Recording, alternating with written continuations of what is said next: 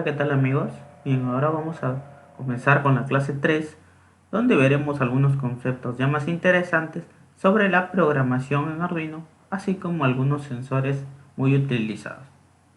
Bien, comencemos. Lo primero que veremos son las famosas condicionales if-else en Arduino. Bien, primero vamos a empezar definiendo qué son estas condicionales. Por ejemplo, la sentencia if en realidad es una sentencia, valga la redundancia, que busca una condición y la ejecuta. Dependiendo si esta condición es verdadera, va a ejecutar unas ciertas líneas de código que ya están preestablecidas, programadas. Algo que nosotros queremos de acuerdo a si cierta condición es verdadera. Eso es lo que es básicamente una condicional if. En cambio, una condicional else, a diferencia de la if, ejecutará ciertas líneas de código, ciertas sentencias, si una condición es falsa. Por esto que la sentencia else siempre va ligada al if. ¿Por qué? Porque si en el caso de que if encuentre una condición verdadera, va a ejecutar ciertas líneas de código. Si else, si else ejecuta código cuando esta sentencia no fue verdadera. O sea, siempre va ligado a la misma sentencia del if. Por ejemplo, ¿no? Si tenemos si ejecútame ciertas líneas de código si tenemos que un número es par, que una variable es par. Ya, muy bien. Pero else ejecuta cuando no es par. Entonces siempre va a ir ligado, ¿no? No se puede poner una sentencia else si es que no hay una if previamente. Además hay que tener en cuenta que se pueden anidar, es decir, poner un if dentro de otro if o un if dentro de un else para así ejecutar múltiples pruebas, ¿no?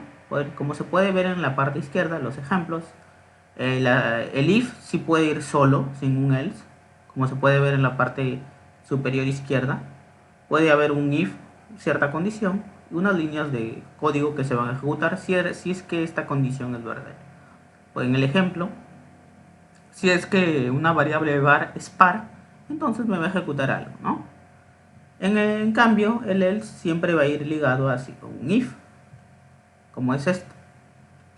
En el ejemplo, si tenemos que un número es par, si if variable es par, entonces me va a hacer algo. En cambio, si no es par, else me va a hacer otras cosas. Pero nosotros podemos abrir un if dentro de este if. Por ejemplo, si es que puede que no sea par, pero que sí sea múltiplo de 3. Entonces me va a hacer algo y si no, me hace otra cosa. O sea, puede haber un else if de nuevo, ¿no? Ese también es otra condicional. Ya se va a ver unos casitos en la parte práctica para entender mejor esto. También tenemos una condicional case, que es lo que es esta condicional, ¿no? Me compara el valor de una variable con ciertos valores especificados en los casos. Y cuando me encuentra que la variable es igual a un valor, entonces me va a ejecutar el código que está dentro de este caso, ¿no? Por ejemplo, si tenemos switch de una variable var, como se puede ver en la parte izquierda, entonces podemos poner case 1, case 2, case 3 y siempre se va a poner un default, ¿no? Entonces en el caso de que var sea igual a 1, me va a ejecutar lo que está en el caso 1. En el caso de que var sea igual a 2, me va a ejecutar lo que está en el caso 2. Y así sucesivamente. Y si es que no es igual a ninguno de estos casos, me va a ejecutar lo que dice en default. Como puede verse en el ejemplo de la parte inferior izquierda.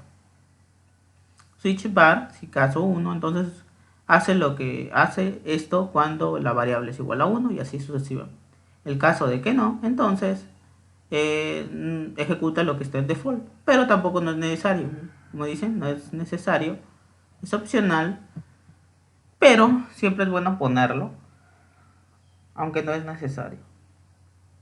algo que hay que tener en cuenta es que en cada caso siempre se pone un break al final. Esto es para salir de este switch case, ¿no? Siempre se pone este break al final, esta línea, break.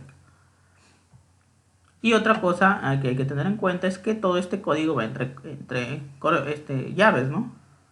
De la misma manera que el if else. Siempre va entre llaves, todo. Hay que tener en cuenta esto. Bien, ahora veremos algunos sensores y actuadores, ¿no? Lo primero que veremos es el pulsador. ¿Qué es el pulsador? Es un botón. Es un botón para presionar, obviamente. O para mover, también puede ser en el caso de un switch. Es similar. Es un componente eléctrico que permite o impide el paso de corriente cuando se aprieta o pulsa. O también cuando se desliza, en el caso de un switch. Es similar también, ¿no? Hay bastantes tipos en realidad de pulsadores. Los más comunes son los que se aprecian en la parte izquierda. Y como se vio en la definición, impide o permite el paso de corriente. Abre o cierra un circuito. Esto se puede ver como otra definición.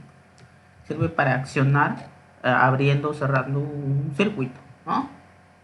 Por esto que puede haber pulsadores de inicio, pulsador paradas de emergencia, ¿no? Stop. Esto es muy utilizado en la industria. Bien, hay algo que tener en cuenta bastante. Hay que tener en cuenta algo cuando conectamos un pulsador, y es que este pulsador siempre tiene que estar en modo pull up o pull down, una de los dos, ¿no? ¿Qué significa este pull up, pull down? Son conexiones ya establecidas para conectar pulsadores y que me funcionen de manera correcta, ¿no? Esto siempre se va a utilizar. ¿Qué significa, no? Por ejemplo, nosotros no podemos conectar así, o sea, sí podemos, pero corremos el riesgo de que nos suceda un error. Si es que conectamos un pulsador de manera directa a una entrada digital o una entrada digital en un microcontrolador. ¿Por qué sucede esto? Porque si nosotros lo conectamos sin una configuración pull up o pull down preestablecida, puede que podrá decirse al aire una conexión y el microcontrolador no va a saber en qué estado está. Por esto que para esto se utiliza pull up o pull down. Una de las dos se utiliza. Una de las dos siempre se utiliza, ¿no? Entonces hay que tener cuidado con esto. Voy a explicar para qué sirve cada una de estas configuraciones. Primero, la configuración pull up me puede significar como que es siempre a 5, ¿no?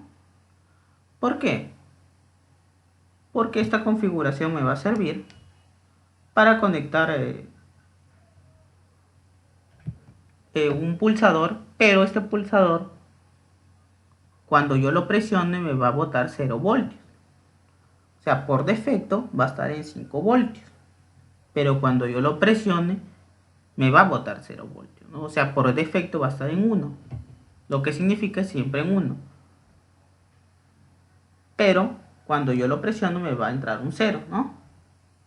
Por eso que se llama pull up, tiene cierta relación. En cambio, pull down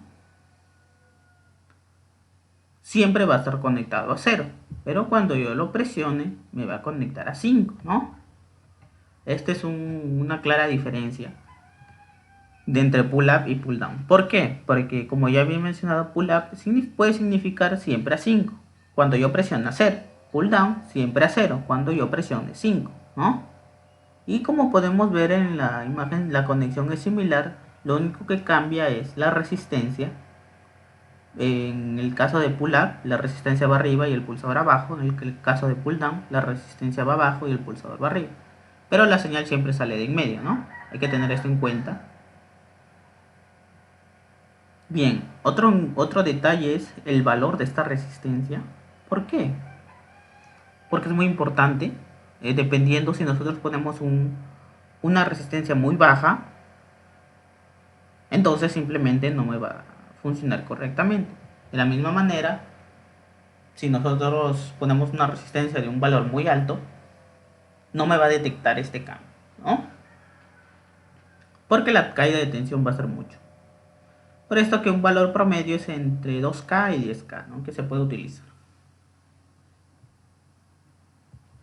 Bien, ahora veamos un sensor muy utilizado, el sensor PIR HC SR501, que se puede apreciar en la imagen de la izquierda. Podemos ver unas partes de este sensor muy importantes, que son la BCC, la Signal, las patitas de conexión, las que se utilizan, BCC, Signal y GND. Como ya se había mencionado muchas veces, BCC va a la alimentación positiva y GND va a la alimentación negativa. La señal que me va a botar este sensor va por la patita de en medio. Bien, eso es en cuanto a las conexiones. Pero en sí, ¿qué es un sensor PIR, no? Un sensor PIR, en pocas palabras, es un sensor que me detecta movimientos en base a unas radiaciones. ¿Por qué? Porque este módulo contiene un sensor piezoeléctrico, ¿no? Y como se sabe, todos los objetos emiten radiación. Es por esto que este sensor detecta estos cambios de radiación. Entonces, este sensor me bota una señal dependiendo cómo está calibrado para detectar esta radiación. Y es por esto que detecta la presencia, ¿no? También hay que tener en cuenta que este sensor cuenta con dos potenciómetros que le permiten regular la sensibilidad y el tiempo de duración que me va a emitir dependiendo si detecta o no movimiento. ¿Cómo se hace esta configuración? Con los potenciómetros que podemos ver en la parte inferior a izquierda. Por ejemplo, ¿no? El potenciómetro derecho es para medir el tiempo entre mediciones y el izquierdo el ajuste de sensibilidad. También cuenta con un jumper que me puede permitir elegir entre disparo único y disparo repetido, ¿no? Como se puede apreciar. Las conexiones ya las expliqué. ¿Y para qué sirve también? Porque este es un sensor que me sirve para detectar movimiento. Y obviamente que se alimenta con 5 voltios, pues por eso que lo podemos alimentar directamente con el Arduino. Hay que tener en cuenta un detalle que se debe ajustar muy bien, el tiempo entre mediciones y sobre todo la sensibilidad de medición, para que este sensor funcione correctamente. Bien, eso sería todo por la presentación número 3. Ahora vayamos a la parte práctica.